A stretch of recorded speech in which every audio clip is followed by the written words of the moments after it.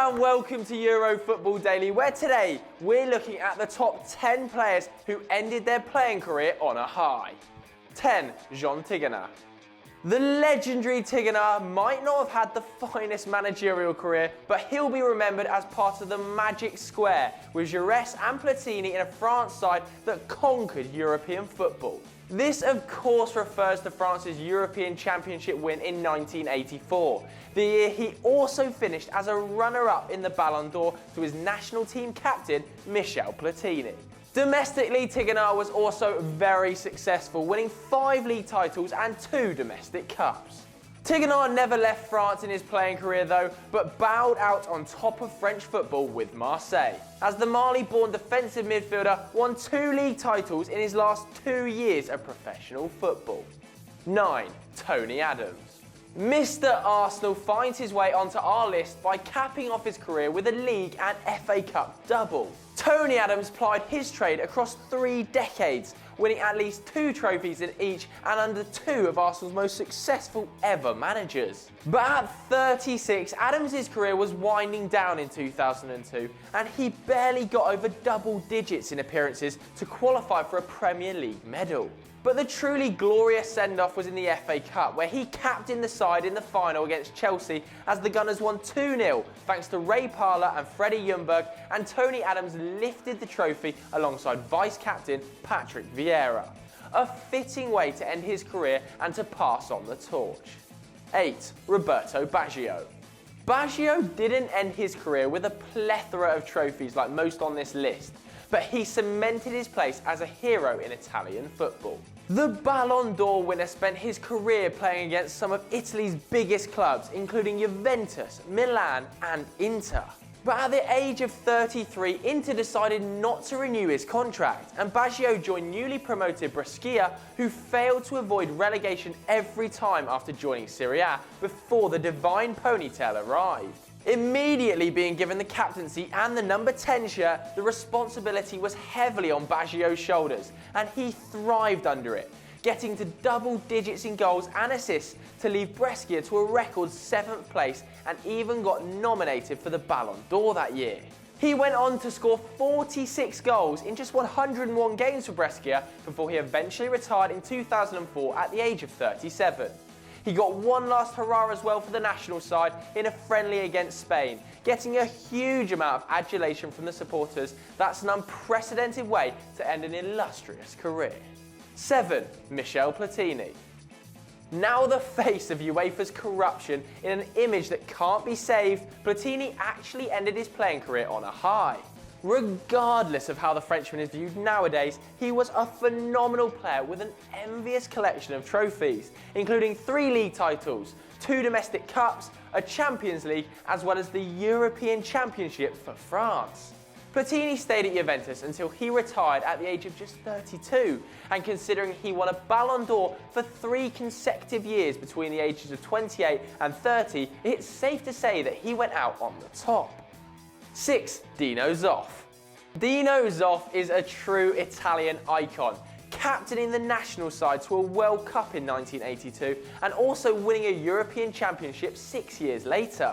Nominated as the 3rd best keeper in the 20th century behind Lev Yashin and Gordon Banks, Zoff played every league game for every season at Juventus until his retirement.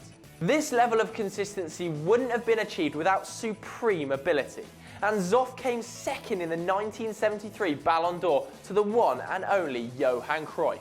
There's more on him later, showing what an outstanding goalkeeper he truly was. Zoff eventually retired in 1983 at an incredible 41 years of age, winning 6 Serie A titles, 2 Coppa Italias and a UEFA Cup. Unfortunately though, he never managed to win the European Cup, despite finishing as a runner-up twice. But he did leave the game winning a Coppa Italia and managed to win the same trophy as Juve manager 7 years later. 5. Jupp Heynckes.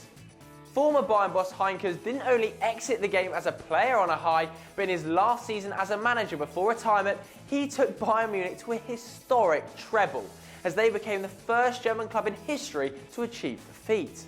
During his playing days though, Heynckes was a lethal goalscorer, netting 327 goals in just 501 games. He also only spent his career at 2 clubs, a stark contrast to his managerial career where he was at the helm of 9 different teams. Jupp, at the twilight of his career, stuck with his hometown club Borussia Mönchengladbach, and at 33 years of age in his last season scored 23 goals in 26 games.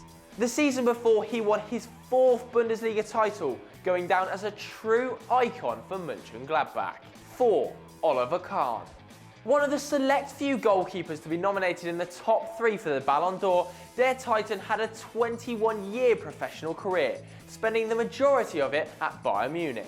After 2 seasons, Kahn won his first Bundesliga title in 1997, one of many to come, and perhaps his finest moment came 4 years later when he won the Champions League. His career didn't come without heartbreak though, as he lost the '99 Champions League final to Manchester United and eventually the 2002 World Cup final with Germany against Brazil, despite being named the best player of the tournament. As his career was coming to a close, Kahn had already won 5 doubles at Bayern, but at 38 there was time for one more. He made 42 appearances in his last season and finished another with the Bundesliga and the DFB Pokal to his name. 3. Johan Cruyff. The late, great Johan Cruyff was one of football's most influential figures, the star of total football and credited for revolutionising Barcelona with his assemblance of the Dream Team. Barcelona aside, Ajax are the team that are most associated with the legend, as he made 415 total appearances for his hometown club in 2 different spells. He didn't actually end his career playing in Amsterdam though, instead joining fierce rivals Feyenoord for his final season. Why, you might ask? Because he was so furious at the fact he wasn't offered a new contract by Ajax at the age of 36. Playing alongside a young Ruud Gullit, Feyenoord cruised their way to an Eredivisie title, whilst also winning the KNVB Cup. Not only did Cruyff retire with a double, he also won his 5th Dutch Footballer of the Year award. What a way to hit back at Ajax. 2. Paul Scholes. Paul Scholes actually hung up his boots twice, both times for Manchester United, and both times he departed the game as a winner. The first time he retired was in 2011 as a 37-year-old, making 33 appearances and scoring once as United finished champions. In a surprise move though, Fergie bought him back after an injury crisis hit United in January 2012. But things didn't go well for United on the title front either, losing out to that famous Sergio Aguero goal. Scholes stuck around for next season though, featuring 22 times for United and ending his United career with 499 appearances and 99 bookings in the league, the 3rd highest amount of yellows in Prem history. But putting that aside, he also managed his last Premier League title, the 11th of his career, and bowed out at the very top. 1. Frank Rijkaard.